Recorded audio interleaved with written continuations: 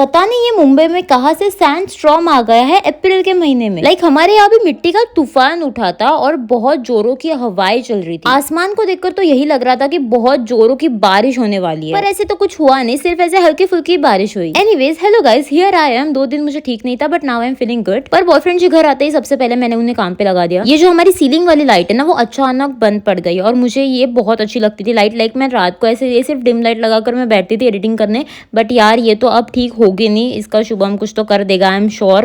But आज नहीं होगा वो काम, कल तो हो ही जाएगा। और शुभम से याद आया, शुभम की आधी चीजें तो मेरे घर पर ही होती है। उसके 1 डजन भर रुमाल मेरे घर पे है, इतने सारे कपड़े भी यहीं पे है, उसके सनग्लासेस, वॉचेस, आधी चीजें तो यहीं पर है। अच्छा, तो मैं ये सारी चीजें अरेंज करके रख रही थी, तभी मेरी और मेरी बहन की एक बड़ी सी आर्ग्यूमेंट हो गई। और वो आर्ग्यूमेंट भी इस लेवल की हो गई थी ना कि मनस्वी घर छोड़कर जाने वाली थी। मतलब ऐसा हुआ था कुछ हमारे बीच। एनीवेज एग्जैक्टली वो क्या हुआ था ये तो आपको कल के व्लॉग में ही पता चलेगा, हमारे यूट्यूब व्लॉग में। बट फिलहाल अभी मैडम जी को मैं लेकर नीचे आ गई हूँ। आर्ग्यूमेंट तो होते रहता है बट इसकी रील तो बननी चाहिए, क्योंकि इसको तो पता है मेरे से अच्छा और इसके कौन रील्स निकालेगा, तो ये मुझसे सॉरी बोल देती है। एनीवेज अभी आप देखना, रात के 11 बजे मनस्वी ने ज़ेप्टो कर लिया। सिर्फ और सिर्फ मैडम को कॉफी पीने की इच्छा हो रही थी और इसने इतने सारी चीजें मंगाई उसके साथ। और उसमें का एक ही चीज इसने थैंकफुली मेरे लिए मंगाई, जो कि ये मेरे फेवरेट बिस्किट है। बहन, अगर तुझे कॉफी पीनी थी तो घर पे बना देती, पर ऑर्डर करने की क्या जरूरत है। Anyways that was it for the vlog. Thanks for watching.